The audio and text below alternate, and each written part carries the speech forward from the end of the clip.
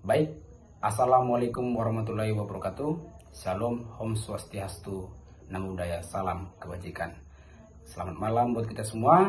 Di sini kami dari kelompok 10 ingin mempresentasikan hasil diskusi kami mengenai desentralisasi penilaian kerja dan penentuan harga transfer. Sebelum itu, izinkan kami memperkenalkan diri terlebih dahulu. Saya Luhut Manurung sebagai moderator dan sebagai pemateri, dan teman-teman saya. Perkenalkan, nama saya Stephen Melau sebagai pemateri. Perkenalkan, nama saya Ahmad Suhendri sebagai pemateri. Baik, tanpa berlama-lama lagi, kami akan mempresentasikan hasil diskusi kami, dan materi pertama akan dibawakan oleh teman saya Suhendri. Untuk Suhendri dipersilakan. Baik, di sini ada pengertian desentralisasi. Desentralisasi adalah proses pengalihan kekuasaan dan wewenang dari pemerintah pusat kepada pemerintah daerah. Istilah ini berasal dari kata Latin de, yang berarti lepas, dan sentrum, yang berarti pusat, sehingga secara etimologis desentralisasi berarti melepaskan diri dari pusat. Dalam konteks pemerintahan, desentralisasi memungkinkan daerah otonom untuk mengatur urusannya sendiri, sesuai dengan prinsip otonim yang diatur dalam Undang-Undang Nomor 23 Tahun 2014 tentang pemerintahan daerah. Selanjutnya ada tujuan desentralisasi, di mana yang pertama yaitu meningkatkan partisipasi masyarakat dengan memberikan lebih banyak otonomi kepada pemerintah daerah. Masyarakat dapat lebih aktif terlibat dalam pengambilan keputusan yang mempengaruhi kehidupan mereka. Yang kedua yaitu meningkatkan efektivitas dan efisiensi. Desentralisasi memungkinkan pengambilan keputusan yang lebih cepat dan responsif terhadap kebutuhan lokal, sehingga meningkatkan efektivitas dalam penyelenggaraan pemerintahan. Yang ketiga yaitu meringankan beban pemerintah pusat.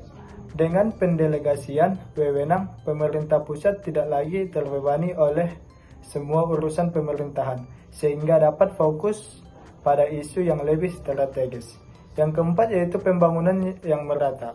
Desentralisasi diharapkan dapat memperhatikan kebutuhan spesifik setiap daerah, sehingga pembangunan dapat dilakukan secara lebih merata dan sesuai dengan potensi lokal. Dan yang terakhir yaitu meningkatkan akuntabilitas dan transparansi. Dengan adanya otonomi daerah, diharapkan pemerintah daerah lebih bertanggung jawab terhadap masyarakatnya, meningkatkan transparansi dalam pengelolaan sumber daya. Selanjutnya ada jenis-jenis desentralisasi dalam organisasi. Jenis-jenis desentralisasi adalah proses pembagian kekuasaan dan tanggung jawab dari tingkat manajemen atas ke tingkat yang lebih rendah dalam organisasi. Ada beberapa jenis desentralisasi yang harus dikenal, yaitu yang pertama desentralisasi fungsional atau pembagian wewenang berdasarkan fungsi atau departemen tertentu. Yang kedua yaitu desentralisasi geografis. Definisinya yaitu wewenang diberikan kepada unit-unit yang tersebar secara geografis. Yang ketiga yaitu desentralisasi divisional. Definisinya yaitu struktur organisasi dibagi menjadi divisi-divisi yang masing-masing memiliki tanggung jawab penuh atas produk atau bisnis tertentu. Yang keempat yaitu desentralisasi proyek. Definisinya yaitu otonomi diberikan kepada tim proyek untuk mengambil keputusan terkait pelaksanaan proyek tertentu. Dan yang kelima yaitu desentralisasi berdasarkan wewenang. Definisinya yaitu penyerahan kekuasaan kepada level manajemen yang lebih rendah, seringkali untuk meningkatkan kecepatan dan responsivitas keputusan. Dan yang terakhir yaitu desentralisasi sosial. Definisinya yaitu memberikan kekuasaan kepada kelompok atau komunitas untuk mengelola sumber daya dan mengambil keputusan. Selanjutnya ada pengertian penilaian kerja. Penilaian kerja adalah proses sistematis untuk mengevaluasi kinerja karyawan dalam suatu organisasi. Proses ini melibatkan pengukuran hasil kerja, kompetensi, serta perilaku karyawan dalam menjalankan tugas dan tanggung jawab mereka. Penilaian ini biasanya dilakukan secara berkala dan dapat melibatkan berbagai metode seperti wawancara, umpan balik dari rekan kerja, dan pengukuran hasil kerja yang terukur. Selanjutnya yaitu metode penilaian kerja dalam konteks desentralisasi. Desentralisasi dalam organisasi memberikan otonomi lebih kepada unit-unit yang lebih rendah untuk mengambil keputusan, termasuk dalam hal penilaian kinerja. Dalam konteks ini, penting untuk menggunakan metode penilaian kerja yang sesuai agar dapat mencerminkan kinerja secara akurat dan adil. Di mana yaitu yang pertama penilaian diri atau self-assessment. Karyawan melakukan penilaian terhadap kinerjanya sendiri berdasarkan kriteria yang telah ditentukan. Yang kedua yaitu umpan balik 360 derajat atau mengumpulkan umpan balik dari berbagai sumber termasuk atasan, rekan sejawat, dan bawahan. Yang ketiga yaitu penilaian berbasis hasil atau result-based assessment. Deskripsinya yaitu mengukur kinerja berdasarkan pencapaian hasil yang terukur seperti target penjualan atau proyek yang selesai. Dan yang keempat yaitu penilaian berbasis kompetensi. Deskripsinya yaitu menilai kinerja karyawan berdasarkan kompetensi yang dibutuhkan untuk posisi mereka, seperti kemampuan teknis, kepemimpinan, dan komunikasi. Dan yang kelima yaitu evaluasi kinerja otomatis. Deskripsinya yaitu menggunakan perangkat lunak atau sistem manajemen kinerja untuk mengumpulkan dan menganalisis data kinerja. Dan yang terakhir yaitu peer review. Deskripsinya yaitu karyawan menilai kinerja rekan-rekannya dalam tim atau unit yang sama. Terima kasih. Baiklah, selanjutnya saya akan menjelaskan materi tentang penilaian kerja dalam konteks desentralisasi.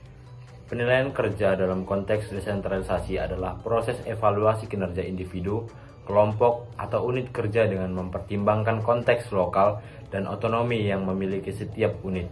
Desentralisasi memberikan kewenangan kepada daerah atau unit organisasi untuk membuat keputusan, sehingga penilaian kerja perlu disesuaikan dengan kebutuhan spesifik tiap unit. Selanjutnya itu materi yang akan saya jelaskan itu mengenai konsep dan pengertian harga transfer. Konsep dan pengertian harga transfer. Pengertian harga transfer adalah nilai atau harga yang ditetapkan untuk transaksi barang, jasa, atau aset tak berwujud terjadi antara unit atau divisi dalam suatu organisasi atau perusahaan yang sama. Harga ini digunakan untuk mencatat pendapatan dan biaya dalam laporan keuangan internal, serta untuk tujuan pengendalian dan evaluasi kinerja antar divisi. Tujuan harga transfer yaitu yang pertama untuk mengevaluasi kinerja divisi, yang kedua untuk pengendalian internal, yang ketiga untuk optimalisasi keputusan, yang keempat yaitu untuk manajemen pajak. Demikian materi saya. Materi selanjutnya akan dilanjutkan oleh teman saya.